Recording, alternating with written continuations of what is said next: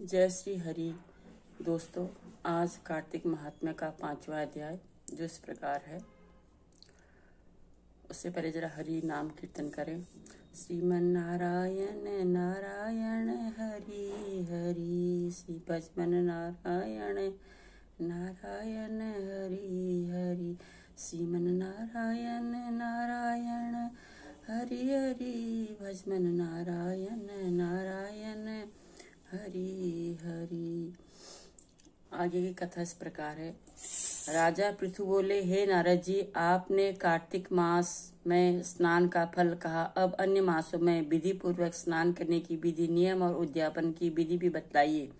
देवर्षि नारद ने कहा, हे राजन, आप भगवान विष्णु के अंश से उत्पन्न हुए हैं, अतः यह बात आपको ज्ञात ही है। फिर भी आपको यथाचित विधान बतलाता हूँ।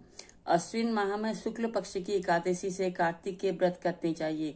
ब्रह्म मुहूर्त में उठ करके जल का पात्र लेकर गांव से बाहर पूर्व अथवा उत्तर दिशा में जाना चाहिए। दिन में या सायंकाल में कान में जनेऊ चढ़ा करके, पृथ्वी पर घास बिछा करके, सिर को वस्त्र से ढक करके, मुंह को भली भांति बंद करके थूक और सांस को रोक करके मल और मूत्र का त्याग करना चाहिए।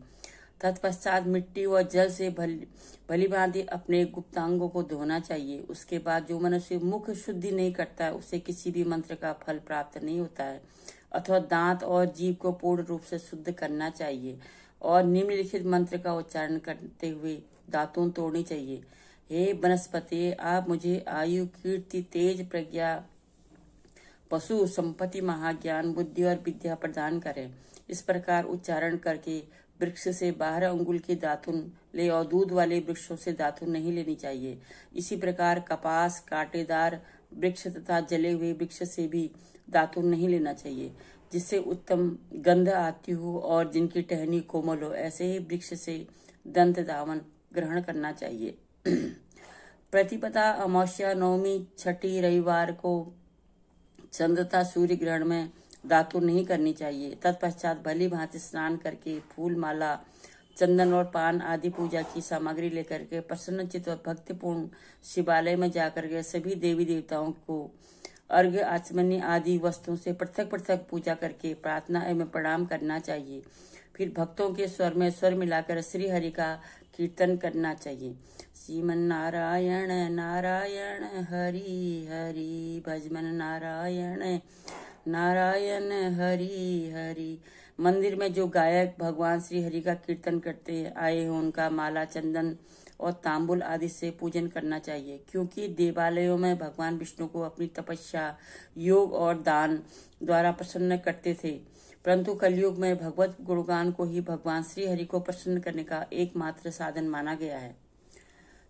नारद जी राजा पृथु से बोले, हे राजन, एक बार मैंने भगवान से पूछा कि प्रभु, आप सबसे अधिक कहाँ निवास करते हैं? तो वो इसका उत्तर देते हुए भगवान ने कहा, हे नारद, मैं बैकुंठ या योगियों के हृदय में निवास नहीं करता, अपितु जहाँ मेरे भक्त मेरा कीर्तन करते हैं, मैं वहाँ अवश्य निवास करता हूँ। जो मनुष्य चंदन माला आदि से मेरे भक्तों का पूजन करते हैं, उनसे मेरी ऐसी प्रीति होती है जैसे कि मेरे पूजन से भी नहीं हो सकती।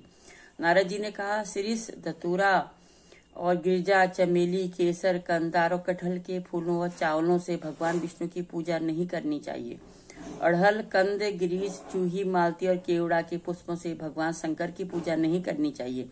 जिन देवताओं की पूजा में जो फूल निर्दिष्ट हैं, उन्हीं से उनका पूजन करना चाहिए। पूजन समाप्ति के बाद भगवान से क्षमा प्रार्थना करनी चाहिए, यथा, हे सुरेश्वर, हे देव, न मैं मंत्र जानता हूँ न क्रिया, मैं भक्ति ही से भी हीन हूँ, मैंने जो कुछ भी आपकी पूजा की है उससे पूरा करें। ऐसा प्रार्थना करने के पश्चात साष्टांग प्रणाम करके भगवत कीर्तन करना चाहिए, श्री हरि की कथा सुननी चाहिए और प्रसाद ग्रहण करना चाहिए। जो मनुष्य उपरोक्त विधि से के अनुसार कार्तिक व्रत का अनुष्ठान करते हैं, वह जगत के सभी सुखों को भोगते हुए अंत में मुक्ति को प्राप्त होते हैं। यहाँ पर 5वां अध्याय समाप्त होता है। 6ठे अध्याय के लिए फिर हम आपसे मिलते हैं। जय श्री हरि। हरिवंश श्रीमन नारायण नारायण हरि हरि, भजवन नारायण नारायण हरि हरि।